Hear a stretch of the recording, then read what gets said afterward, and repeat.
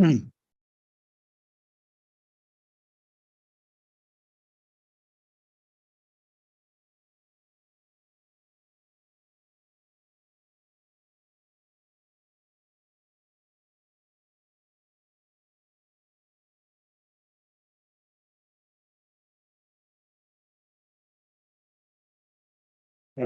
لله الذي هدانا لأحمد دين له ارتضانا، فلم يزل ينمى به الإسلام حتى استبانت للهدى أعلام، مؤيدا منه بخير الكتب وحيا إليه بلسان العرب، بكونه أشرف ما به نطق، كما الرسول خير مخلوق خلق، صلى عليه الله ثم سلم، وآله وصحبه وكرما.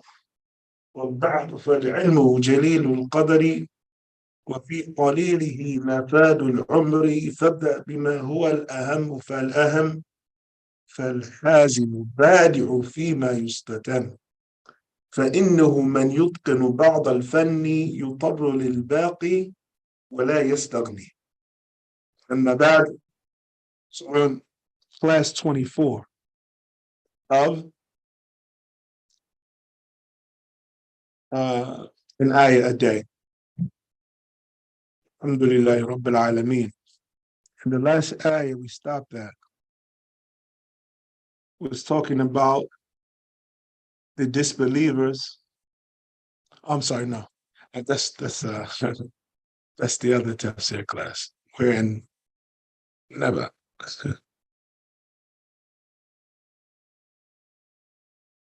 We're in an ayah a day, not Surah Al-Baqarah.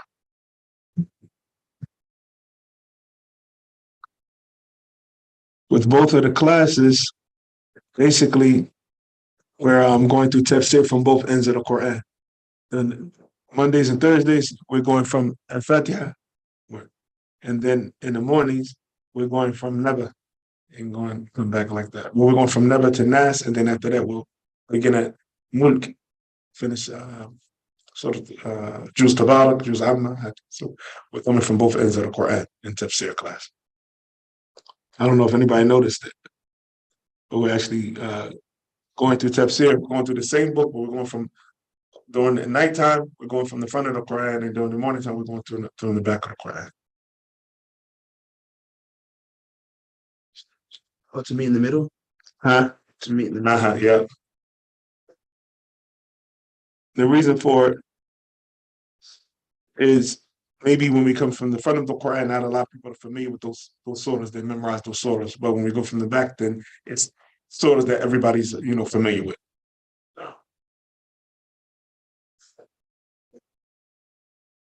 So one is like an introduction, and the other one is like review. Mm-hmm.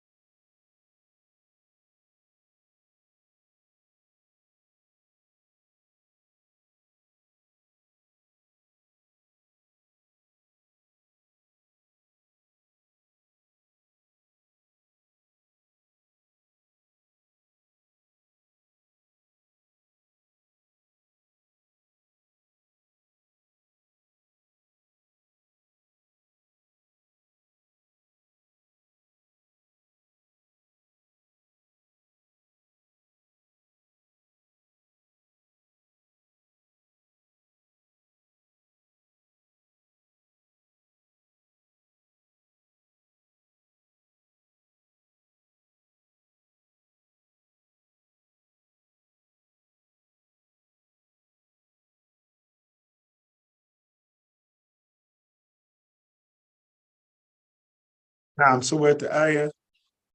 We finished the ayah. It's describing the women of Jannah. We're on the opposite of what Allah Ta'ala threatened the disbelievers with. And now we're talking about the promise that Allah Ta'ala made for the believers. وَكَأْسًا دِهَاقًا وَكَأْسًا دِهَاقًا خمر ملائي. So there will be khamr. There will be alcohol in Jannah. But this alcohol in Jannah will not cause intoxication. But it's for those who love the taste of wine. So the wine of Jannah, there'll be rivers of wine. No, no. As Allah says, anharu min khamr. And there will be rivers, khamr, wine. But this wine, it will not لا يصدعون عنها. Allah Ta'ala said it will not give them headache, it won't give them a hangover because it won't cause intoxicants. So this is the wine. Some people like the taste of wine. So whoever likes the taste of wine in the dunya but refrain from it, then they'll be able to drink wine in Jannah. They refrain from it because it's been made impermissible. We know in the nations before, the Ummah before, that wine was permissible. It wasn't haram upon the Jews and it wasn't haram upon the Christians. And then after that, wine became permissible for our Ummah. When the Prophet ﷺ first came, wine was permissible. The people who accepted Islam in Mecca and in Medina were drinking wine. Normally, people had, I guess what we would call here in the United States a speakeasy, where they were selling liquor out their homes. Yeah. So after that, it became impermissible during the time of the Prophet ﷺ. First, Allah warned about it when He said, "Yes, alunaka an al-khamr wal maisir." They asked you about drinking and gambling. All these were permissible before the ayat came down, making it impermissible. Drinking, gambling. So it just lets us know that before before the sending of the Prophet ﷺ, the society in which the Quraysh or the Arab lived in is much like this society today. People made money off prostitution. Prostitution was a business then. Selling liquor was business. Loan sharking, that was a business. All of the stuff that you would see right now. So when we think about the Sahaba when they accepted Islam, in order for us to get a clear picture, it's no different from people accepting Islam in these societies today. They came from everything. Tribal wars, people fighting and killing because of their tribe, their lineage, and like that existed. So they came from, as Allah called it, and as the Prophet ﷺ called it, jahiliyyah, ignorance. They came from fitna. So if we, picture that they were in some, what do you call it, euphoria or some metropolis of kindness, and no. As a matter of fact, some things when we think about the jahiliyyah that people come from today, a lot of things, some of the things that they were into were worse. Like they were disgraced by having a female child. They would kill the baby. They would kill the child. Buried alive. This is the jahiliyyah that existed before the Prophet was sent. And this is why in the hadith, the Prophet ﷺ said, Inna Allah nadara ila ahli al-ard. The year he was born. He said, Allah Ta'ala looked at the people of the earth, فَمَقَتَهُمْ, so he hated them. عَرَبَهُمْ وَعَجَبَهُم. The non-Arab and the Arab and the non-Arab. إِلَّا بَقَايَ مِنْ أَهْلِ الْكِتَابِ. Except for some remnants of the Jews and Christians that remained, and they were upon their correct aqidah, they were upon the correct actions and behavior. But other than those few people, everybody else Allah Ta'ala hated. He would have sent his punishment if it wasn't for the fact that he promised that he would send the messenger of Allah as the last messenger before destroying the earth. That's why the Prophet said, بُعِثْتُ أَنَا وَسَعَكَ هَاتَيْنِ.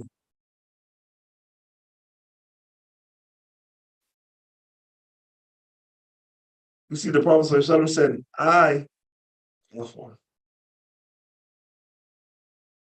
he said, me and the day of judgment were sent like this, and put his two fingers together, meaning back to back. The Prophet coming, and then the day of judgment coming, it's back to back. And it may seem far away, as Allah Ta'ala said, إِنَّهُمْ يَرَوْنَهُ بَعِيدًا وَنَرَاهُ قَرِيبًا. Allah Ta'ala said they see the day of judgment as something far off, but I see it's something very close. So كَأْسًا دِهَاقًا لَا يَسْمَعُونَ فِيهَا لَغْوًا وَلَا كِذَابًا. Man, this is a miracle. And this shows you about the difference of the wine in Jannah and the wine on earth. Because if this was the wine that people drink on earth is made by men, this wine in Jannah is created by Allah subhanahu wa ta'ala. The wine on earth is made by the hands of man. So now look at the wine on earth, what it does to men, because it would do the opposite. So Allah Ta'ala said, وَكَأْسًا دِهَاقًا, right? Cups of filled up cups of wine. So we know when someone becomes intoxicated when drinking wine,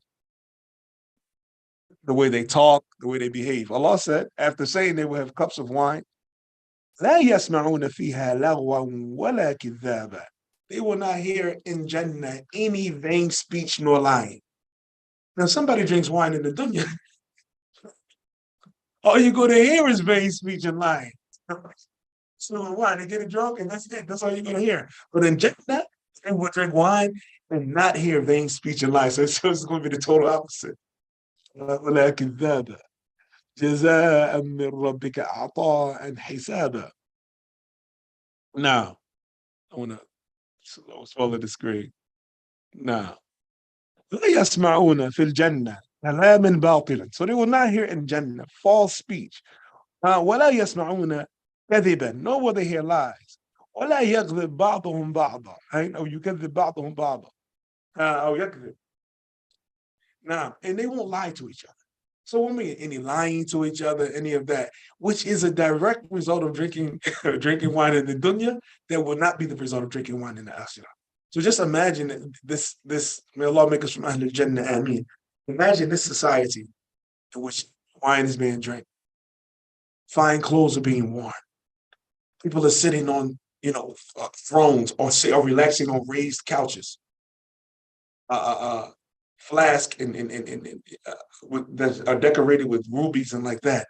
There's no arrogance, no bragging, no boasting, no competing, because within certain types of competitions, you do have al-munafasa sharifa, you do have honorable competition in which the individuals, want to win, want to succeed, while the others succeed also. But in the dunya, it's difficult to have that kind of competition.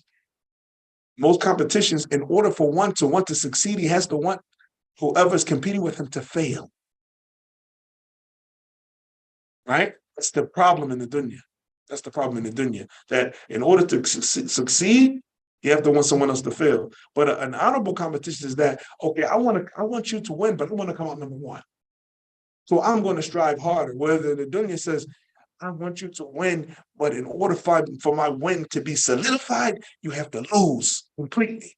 You can't win anything. And that's the problem with competition in the dunya. So this is the beauty of Jannah. This is the type of society Allah Ta'ala said, وَنَزَعْنَا مَا فِي قُلُوبِهِم مِّنْ غِلٍّ. Right? Allah Ta'ala said that we're going to strip from their hearts any type of animosity. Could you imagine? Like the Sahaba, one of the Sahaba, he was not from the 10 promised Jannah, but he as an individual was promised Jannah. The Prophet ﷺ was sitting with the Sahaba. He said, do you want to see somebody from Ahlul Jannah? And he said, yes. And then the companion walked in. He said, look at him. So Ibn Umar said, I want to find out why he was promised Jannah. So he said he went to him. He said, yeah, can I stay over your house? And, me and my father, we had some issues with each other. And, I just wanted to come stay at your house, just to cool off. So he said, sure. So he said he went to his house and spent the night and watched him all night. The whole time he was there. What does he do? He said, so he didn't see him doing anything special. Everything he did, he said, I saw him doing every day. Do the same thing that he does. Anything special. I didn't see him do anything special. So the next day I wanted to find out, what is he doing that nobody else is doing? Because I haven't seen him doing anything special. So he asked him. We were sitting with the Prophet ﷺ. He asked us that we want to see somebody from Jannah, then you walked in. I watched you all night. So I lied to you. Me and my father didn't go through anything. Because of the Prophet said that, I wanted to see what you do in order to find out how I can get the promise that you got. So I spent the night, watched you. You don't do anything that I don't do. He said, so what is it? What is it? How did you get this promise? So he said, I don't know. I don't know why the Prophet said that. Except that when I lay down to go to sleep at night, I remove any animosity from my heart against any Muslim. I forgive everybody. I don't go to sleep with anything in my heart against any Muslim. That's what I want to say. SubhanAllah. Now, to say it is easy, but to do it, difficult. Especially you've been oppressed, stolen from, and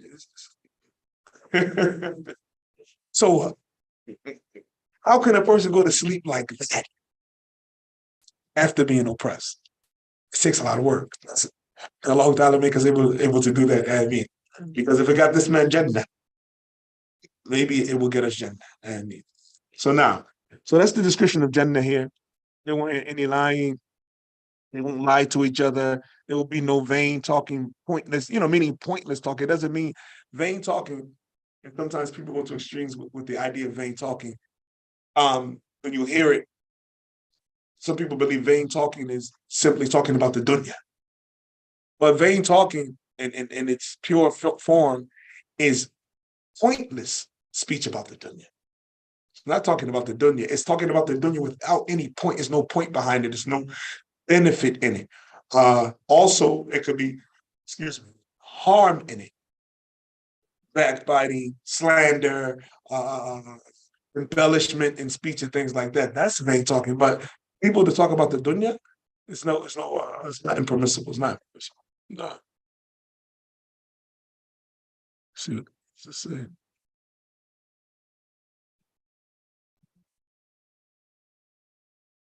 Nah, I mean, I meant to mention last night. Inna lillahi wa inna ilayhi raji'un. And I don't have the Sheikh's biography, but there's a Sheikh who's originally from Barbados. He came, he was living here in the United States.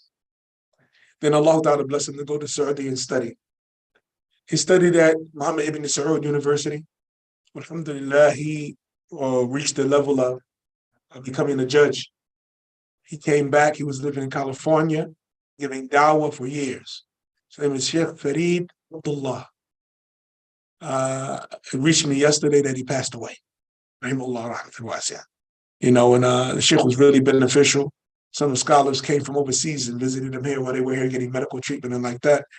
And so he passed away yesterday. I had a chance to work with one of his sons, Ali Ibn Farid. I had a chance to work with one of his sons, very well-mannered young man. The Sheikh died yesterday, so make dua for the Sheikh that Allah Ta'ala forgives him for his sins and accepts his good deeds. Ameen. Nah. Somebody put him down on group too. Huh? It's in a group. Is it a group? Yes. Okay, I didn't see it. Okay, mashallah. Nah. SubhanAllah. SubhanAllah. If you listen to his classes, La ilaha illallah. Very calm, very organized, very wise in the way he disseminates his information, inshallah. I'll post some of his classes so you can listen to them, inshallah. I never saw the Sheikh before. I only worked with one of his sons, but I never saw him before. Nah. I never saw him before. So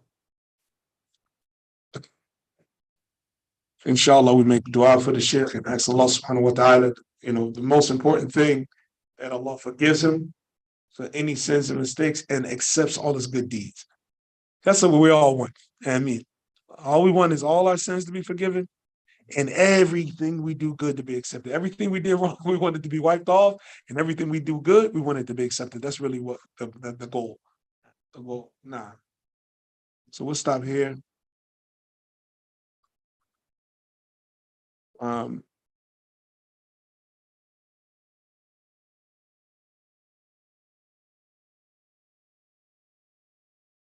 Now, and we said what? جزاء من ربك عطاء عن حسابا. We just read that, what the ulama said about that ayah. جزاك الله خير. كل ذلك مما منحهم الله منة وإعطاء منه كافيا. All of that is from that which Allah Ta'ala bestowed upon them as a favor and a giving from him that is sufficient. Now, so we'll stop there. رحمه الله رحمة واسعة. Nah. So it's important. Anytime a Muslim passes away, it's just a reminder of us that everybody has to get that visit. Everybody has to get that visit. And we just hope to be in a state of obedience to Allah when the visitor comes. Wallahu al-musta'an. هذا وصلى الله وسلم وبارك على نبينا محمد وعلى آله وصحبه وسلم. والسلام عليكم ورحمة الله وبركاته.